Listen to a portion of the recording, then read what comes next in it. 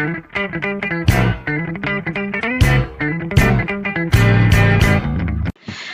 semuanya, balik lagi dengan saya. Nama saya Kadistrana Putri dari Sistem Informasi NRP 50262411164.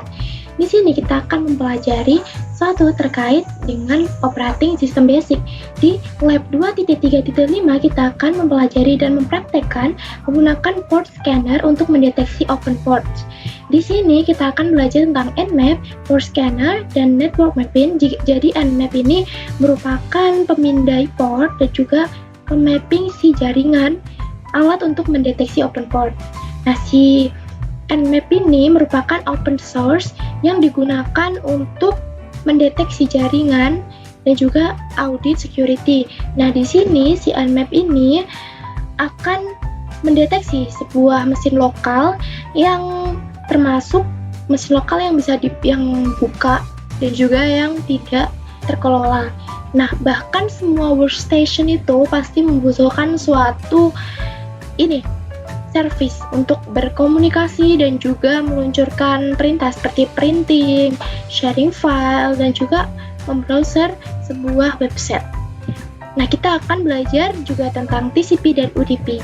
Semua komunikasi yang terjadi di internet itu menggunakan port. Jadi setiap IP host itu, bahkan setiap IP host itu bisa sekitar 65 hingga 535 dan dibagi menjadi dua. Ada TCP dan juga ada UDP. Nah, ini adalah contoh port yang umum. Setelah itu ini juga contoh port yang umum. Lalu di sini ada security legal ports. Ini ports yang biasanya ditarget oleh para cyberkriminal di dunia internet. Seperti itu. Lalu kita lanjut, kita akan mencoba untuk melihat si port ini. Kita akan menggunakan CSLPM yang udah diinstal di VMware. Ini ada aturan untuk VirtualBox, cuman saya installnya si VMware. Kita masuk aja. Setelah kita masuk terminal, nanti kita bakal lihat Nmap localhost seperti itu. Kita sudah masuk ya. Kita akan masuk terminal.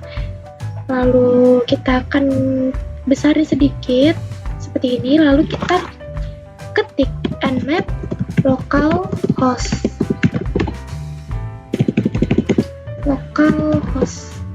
seperti ini.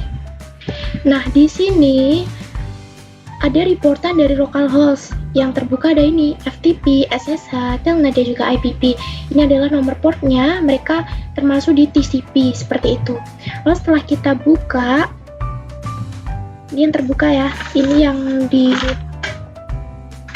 ada di modul seperti ini, ada dua TCP.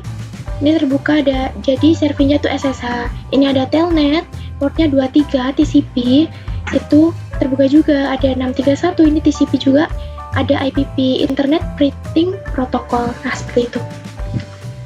Oke. Ini kita kelihatan ya, terbuka ya. Lalu kita masuk ke bawah. What TCP ports are open? Jadi yang ada di sini ya ini. Ada FTP, SSH, Telnet, sama IPP seperti itu. Lalu di provide a description service associated with each open port. Jadi setiap port itu sini ini kalau SSH ini gunanya tuh mereka kan dia kan namanya secure cell kan, dimana untuk protokol administrasi jauh, mengontrol juga modifikasi host jarak jauh. Nah, si SSH ini menggunakan kriptografi. Lalu yang kedua itu ada Telnet. Di Telnet ini untuk antar muka dan untuk pengirimannya itu menggunakan teks biasa. Jadi mereka tanpa inskripsi. Lalu yang ketiga itu ada 631 ini namanya CUPS. Nah, itu memungkinkan penggunaan tindak lanjut dari untuk server cetak seperti itu. Jadi IPP ini tuh Internet Printing Protocol seperti itu. Oke, lanjut. This is the vulnerability associated with each of open this port. Jadi untuk port yang ini kadang ada port ya. Untuk ini sebutin ini aja, port 23 ini yang Telnet ini tidak aman. Karena apa? Tadi udah dibilangkan bahwa si telnet ini kan tidak terenkripsi, jadi ngirim datanya tuh pakai yang teks biasa. Nah, untuk yang bagian port 22 ini, yang TCP, yang SSH, ini tuh lebih aman digunakan untuk menghubungkan host antar jarak jauh, seperti itu. Oke, kita lanjut ke step 3, menggunakan administrative privilege with nmap. Kita langsung masukin sudo nmap strip su localhost saja. Sudo nmap strip su localhost, seperti ini. Enter aja. Kita masukkan password Cisco, yang di depan tadi ada passwordnya, namanya juga password. Nah, kita udah masuk, ini starting. Yang tidak diperlihatkan adalah 9097 closed ports. Ini ada UDP-nya 3, ada NTP, IPP, dan juga gyroconf. Nah, yang filter itu aja 2, ada 631 yang UDP sama 5353 yang UDP juga. Seperti itu. Nah, ini ada pertanyaan, apa UDP port yang terbuka? Jadi yang terbuka tuh kalau kita lihat dari sini ya, ini ada 3 ya, UDP semua ini. Bahkan yang filter tuh ada 2 sebenarnya. Ini ada open 1. Jadi semuanya kan tetap UDP ya, 123, 631 sama 5353. Seperti itu. Lalu describe the purpose UDP service. Kita akan jelasin yang kita pahamin yang bagian 5353 sama yang 631. Jadi kalau 5353 ini digunain tuh buat ubah nama host atau alamat IP menjadi jaringan kecil yang tidak dengan server nama. Kalau 631 ini biasanya digunain buat para attacker atau cyber attacker gitu, atau para orang-orang yang memang mau jahatin gitu. Itu buat nolak layanan seperti itu. Oke.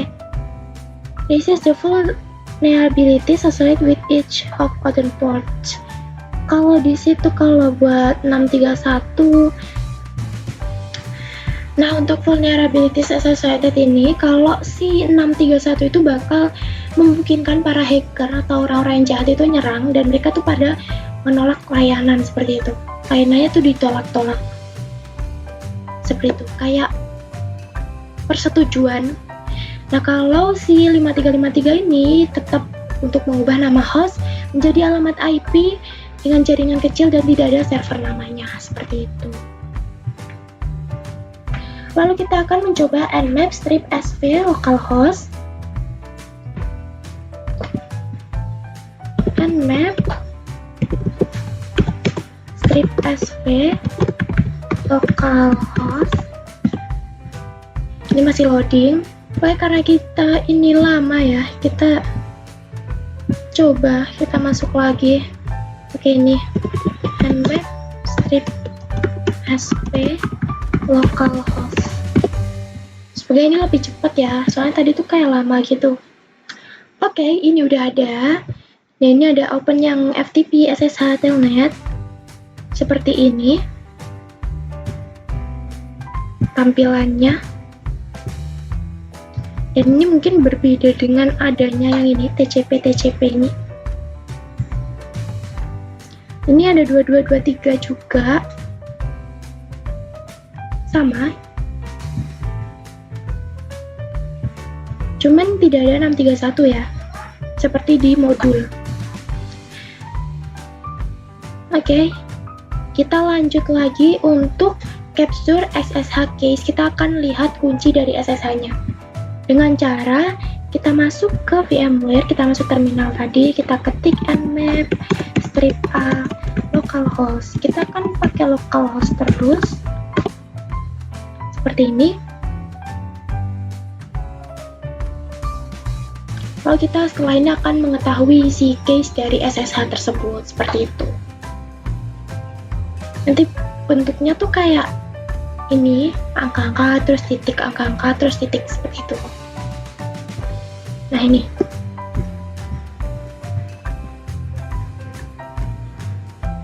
Ini SSH case-nya. Mana pertanyaan ya? SSH case-nya yang tadi yang ini. Lalu ini siapa yang para attacker use the information. Informasi ini sebenarnya tuh informasi ini bisa digunakan untuk hosting secara jarak jauh. Jadi hostnya tuh secara tidak sah, seperti itu.